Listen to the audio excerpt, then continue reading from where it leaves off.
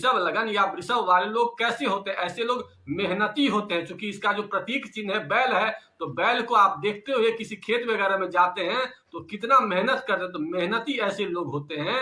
इसके अलावा सौंदर्य प्रिय होते हैं, क्योंकि शुक्र की राशि है तो सौंदर्य प्रिय भी होते हैं और अपने धुन के पक्के होते हैं। किसी भी काम में लगा दीजिए तो हमेशा उसी के पीछे वो लगे रहते हैं, काम के प्रति विशेष समर्पित दिखते हैं। इसके अलावा कर्म को हमेशा जो है ना करने की हमेशा उनकी प्रवृत्ति होती है। इसके अलावा अपने परिवार के साथ रहने में विशेष आनंद की अनुभूति करते हैं और इसकी जो मुख्य प्रकृति होती है वो सुंदरता वाली होती है, इसलिए अपने आप को हमेशा सजा के रखने की कोशिश करते हैं। जिनकी जन्म कुंडली में शुक्र अच्छा हो तो ऐसे लोग अपने आप को सदैव सजा के रखते हैं और विशेषतः वस्त्र, सुगंध और संगीत के विशेष प्रेमी होते हैं और अनुशासन इनका विशेष शौक होता है। अनुशासन भी अपने काम को रखते हैं। इसके अलावा कुटुंबियों से सदैव बेहतर करने की कोशिश करते हैं और खुली प्रवृत्ति के ऐसे लोग ईमानदार लोग होते हैं। इन्हें गुस्सा जल्दी नहीं आता है, क्योंकि गुस्सा आप देखिएगा बैल को कि कितना भी मारिएगा तो कुछ नहीं करेगा, लेकिन जब उनको गुस्सा आता है तो जब अगले आदमी को पूर्ण रूप से घायल नहीं कर देते हैं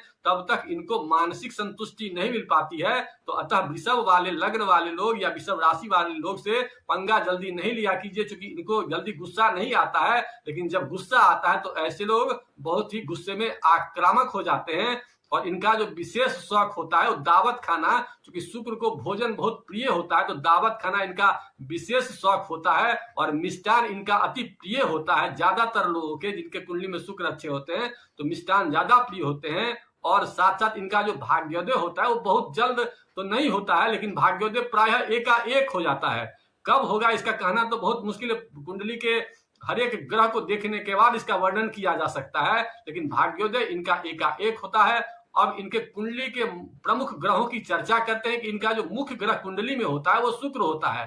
शुक्र कुंडली में जितना मजबूत होगा उतना वृषभ लगन वृषभ राशि वाले लोग तरक्की करते हैं। इसके अलावा इनके कुंडली का जो मुख्य ग्रह होता है वो शनि होता है, क्योंकि केंद्र और त्रिकोण दोनों का स्वामी होता है, दसम घर और नवम घर दोनों का स्वामी है। इसीलिए मुख्य ग्रह इनके कुंडली में मुख्य कारक ग्रह कहा जाए तो शनि होता है। अगर शनि अच्छा हो और शुक्र भी अच्छा हो तो ऐसे लोग खूब तरक्की करते हैं।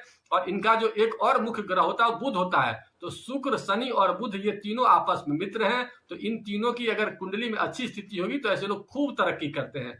अब इनके सुख के घर की चर्चा करते हैं, तो सुख का जो इनका घर होता है वो सूर्य होता है। तो सूर्य अगर कुंडली में अच्छा होता है तो खूब गाड़ी वगैरह, मकान वगैरह का खूब सुख इनको मिलता है। अब इनके धन की चर्चा करते हैं तो इनके द्वितीय भाव का स्वामी बुध होता है और एकादश भाव का स्वामी गुरु होता है। बुध और गुरु अगर कुंडली में अच्छे होते हैं और अगर एक दूसरे से परिवर्तन योग बना लेते हैं तो ऐसे लोग धनपति योग बनाते हैं और खूब पैसा कमाते हैं। इसके अलावा इनके संतान ज्ञान की चर्चा करते हैं तो ज्ञान संतान का घर इनके कुंडली में बुध है और इनके कुंडली में इष्ट देवता भी गणपति होते हैं। तो बुध अगर मजबूत होता है तो ऐसे कंडीशन में ऐसे लोग दिखने में बहुत कम उम्र के भी दिखते हैं और साथ ही साथ ऐसे लोगों को विशेष खासियत क्या होती है कि ऐसे लोग बुद्धिमान होते हैं और इनका जो संतान होता है काफी जीनियस होता है। इसके अलावा इनके लाइफ पार्टनर का अगर ग्रह होता है तो मंगल होता है। मंगल अगर कुंडली में अच्छा होता है और विशेषतः उन पर शुभ ग्रह का प्रभाव होता है तो इनके लाइफ पार्टनर भी बहुत अच्छे होते हैं। अब यह चर्चा करते हैं कि अगर जन्म कुंडली में खराब हो